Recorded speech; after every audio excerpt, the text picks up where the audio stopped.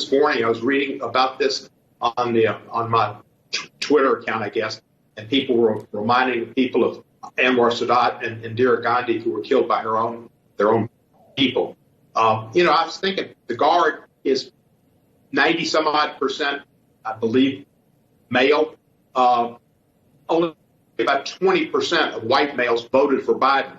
You got to figure that in the Guard, which is predominantly more conservative, and I see that on my social media, and we know it, they're probably not more than 25% of the people that are there protecting us who voted for Biden. The other 75% are in the class that would be the large class of folks who might want to do something. And there were military people and police who took oaths to defend the Constitution and to protect and defend who didn't do it, who were in the insurrection. So it does concern me, but the vetting at the last minute. But, I mean, that's far to have voted for Trump does not make you an insider threat. I mean, that's far different from being a threat of violence inside whether the National Guard or law enforcement. I'm curious, is there anything you've seen to substantiate just how broad this insider threat may be, if it exists?